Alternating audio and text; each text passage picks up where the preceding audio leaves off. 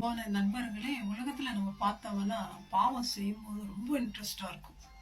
மக்கள் அத ரொம்ப சந்தோஷத்தோட செய்வாங்க. ஆனா அந்த பாவத்துல இருந்து விடுதலை செய்யறதுக்கு இயேசு கிறிஸ்து என்ன மாதிரியான கஷ்டப்பட்டார் தெரியுங்களா? அவர் சொல்றாரு, மத்தேயு 24 நான் படிக்கிறேன். என் ஆத்துமா மரணத்துக்கு ஏதுவான துக்கம் கொண்டு இருக்கிறது. பாவம் இல்லாத தேவன் பாவத்தை சுமக்கணும், வியாகுலப்படுறாரு, வேதனைப்படுறாரு. பிதாவத்துல போய் கெத்செமனேல முகம் குப்புற விழுந்து, பிதாவே உனக்கு சித்தமான இந்த பாத்திரம் என்ன விட்டு அகன்று போகட்டும்பா, ரொம்ப கஷ்டமா இருக்கு. அவருக்கு எவ்வளவு வேதனை பட்டிருப்பாரு. அவரும் மனுஷர் தானுங்க. அவருடைய சரீரத்திலையும் வேதனை, சரீர வேதனை அவரை மரணத்துக்குள்ளாக்கினது. மென்டலாவும் அவர் அஃபெக்ட் ஆனார். அவருடைய ரத்தத்தின் பெருத்துளைகள், வேர்வை ரத்தத்தின் பெருத்துளைகளை போல வெளியே வந்துச்சு. அவருடைய ஃப்ரெண்ட்ஸை கூப்பிடுறாரு, வாங்கப்பா நம்ம போய் ஜெபம் பண்ணலாம். நம்ம கஷ்டத்துல, நம்ம வேதனையில நம்ம ஜெபம் பண்றோமா? அந்த ஃப்ரெண்ட்ஸ் சொல்றாரு, நின்று தரித்திருந்து எனக்காக ஜெபிங்க.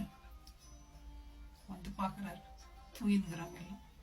ஆண்டவர் கேட்கிற, 1 மணி நேரம் 24 மணி நேரமா உங்களை ஜெபம் பண்ண சொன்னேன், 1 மணி நேரம் கூட பண்ண மாட்டேங்கிறோமே. நம்ம கஷ்டப்படும் போது நம்ம ஜெபம் பண்றோமா ஃப்ரெண்ட்ஸ்? இதோ அவ விட்டு பிரிகிற நேரம் வருது. ஆண்டவர் கூப்பிடுறாரா? ஆனா பிதா அவரை மரணத்துக்குள்ளாக போகும்படி அனுமதிக்கிறார். நம்ம கூட ஜெபம் பண்ணா நிறைய நேரத்துல நம்ம ஜெபம் பண்றதெல்லாம் கிடைக்கணும்னு நம்ம எதிர்பார்க்கிறோம். சில நேரங்கள் ஆண்டவர் அதுக்கு செவி கொடுக்கறதில்ல, அனுமதிக்கிறார் அது மூடாக போகும்படி. அதாங்க பால் கூட சொல்றாரு, ஆண்டவர்கிட்ட ஜெபிக்கிறாரு, ஆண்டவரே இந்த முள்ளு என் இடத்துல இருந்து எடுத்து போடுங்கப்பா. 3 முறை ஜெப் பண்றார். ஆனா இயேசுநாதர் என்ன திரும்ப சொல்ல, எடுத்து போட்டாரா? உன்னோட பலவீனத்துல என் பலன் பூரணமா இருக்கட்டும்பா. அதுதாங்க பிதா இங்க பண்றாரு. இயேசுநாதர் கூட கேட்கிறாரு, ஜெபம் பண்றாரு, பதில் இல்லை. பிறகு ஆண்டவரை தன்னையே ஒப்பு கொடுக்கிறார்.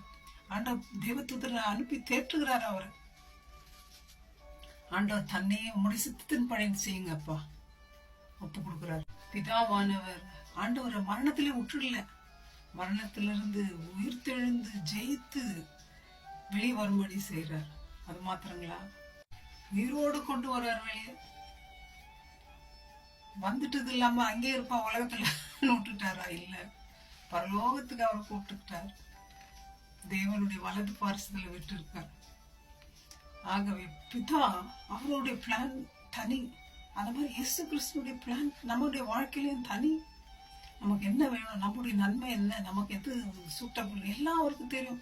ஒருவேளை அந்த சமயம் நமக்கு அது கஷ்டமா இருக்கும், வேதனையா இருக்கும். ஆண்டவரை நம்ம நம்புவோங்க, ஒன்லி நம்புவோம்.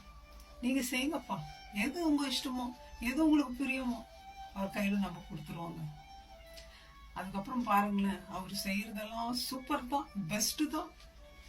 May God bless you and give you the heart to trust Him.